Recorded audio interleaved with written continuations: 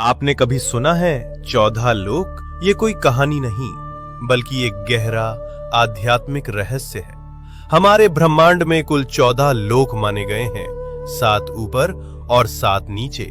ऊपर के 7 लोक, इन लोकों में आत्मा ऊंचाई की ओर बढ़ती है, ज्ञान, शांति और मोक्ष की दिशा में। भूलोक, ये वो लोक है जहां हम सभी मनुष्य रहते हैं।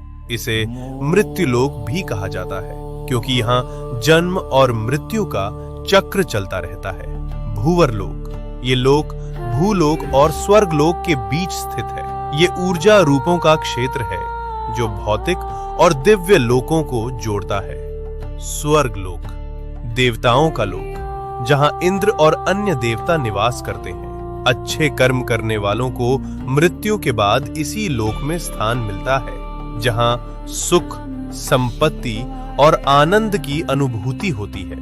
महरलोक, ये दिव्य ऋषियों, तपस्वियों और महान आत्माओं का निवास स्थान है, जहां वशिष्ठ और विश्वामित्र जैसे महान ऋषि तपस्या करते हैं। जनलोक, इस लोक में वे आत्माएं निवास करती हैं जिन्होंने ज्ञान और ध्यान में परम सिद्धि प्राप्त की होती है।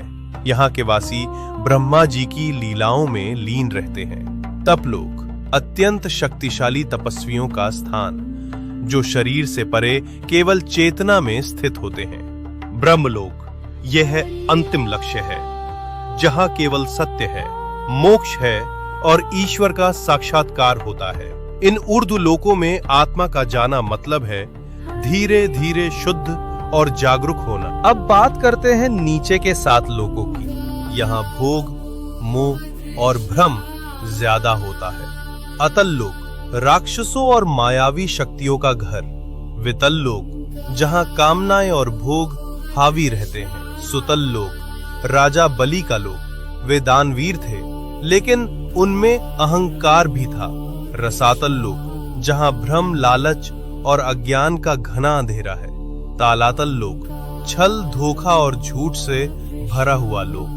महातल लोक, जहां अंधकार और अहंकार का बोलबाला है। पाताल लोक, सबसे नीचे का लोक, तामसिक ऊर्जा और इच्छाओं का केंद्र। लेकिन इन सब का मतलब सिर्फ बाहरी दुनिया नहीं है। ये 7 लोक हमारे भीतर की नकारात्मक सोच और कमजोरियों का प्रतीक हैं।